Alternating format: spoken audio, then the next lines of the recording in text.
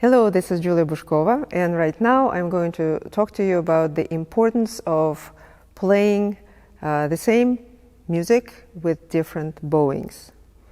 We all learn it in the very first stages of learning the violin, and it's very, very important. I meet quite a few people who haven't done it in the early training, and then they have to fill those gaps. So here how it goes. First, we just, of course, play without any bowings, just one note per bow and so on, or legato, slurs, even slurs, 2 notes per bow, 3 notes per bow, but the time comes and we have to go to something else. So the first pattern, bowing pattern that we learn is always this one. In other words, you have long bow and 2 short ones, long, 2 short ones. Let's say I am going to play a simple 4-note pattern, and something like that. You will see that I don't use vibrato for a reason. When we work on right hand, we do not want to use vibrato. We just want to make sure we hear the sound as it is. Okay, so with the pattern number 1, that's the idea. Next pattern I will do and I will teach, it would be exact reverse. So the first 2 notes are going to be short, then slur like I did right now, and then 2 short.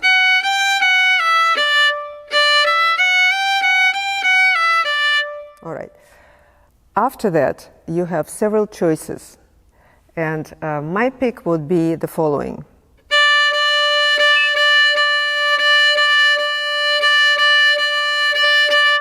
Sounds like a syncopation, but when I'm playing it with the notes, it won't sound much like that.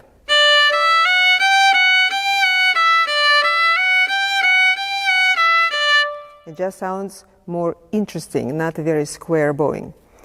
So to play with this pattern, the same notes, very good idea. Next one are the uneven bows. And uneven bows, we usually start with first note down bow, 1 note, and then 3 up, which again very short and then long, short, long.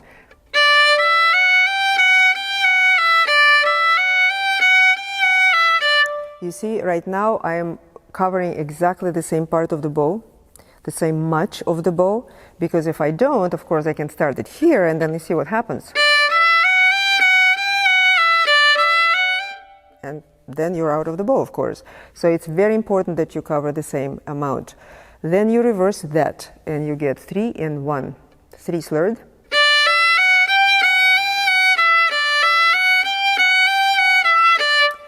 Of course, both this and the preceding pattern must be practiced very slowly at first. So you will use probably whole bow, or you will use just a very slow tempo like this.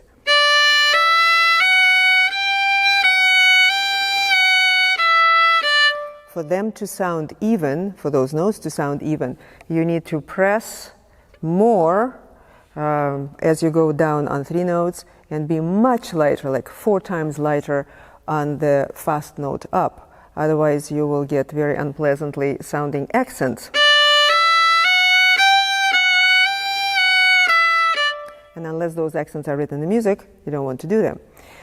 So after this, you could do some other patterns. One of them is also very nice, which is slurring notes over, I call them. And that is when your first note is separate.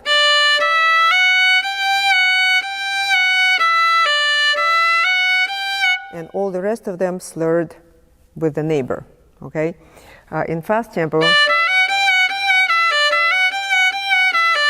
it will sound like that if you take care of the notes that actually come on the beat, which you will have to emphasize slightly with your first index finger. If you don't, it will sound like this. Again, sounds like accents, sounds like I'm doing some syncopation, and that's not the point. The point is to sound even and nice and smooth. So those would be my picks for the first patterns of bowings, and then using them on the different music. Usually those are etudes, You take the same exactly etude and you play first with one, then the whole etude with the other, with the third, and so forth. You will realize it's not very easy to do at first, but as you practice, it becomes easier and easier. The brain starts finding out how to send right commands, and you basically get independent from notes, and the bowings will get independent from each other, which is exactly the point of all of that. I hope this has been helpful. Subscribe, like. Happy practicing. I'll see you all later.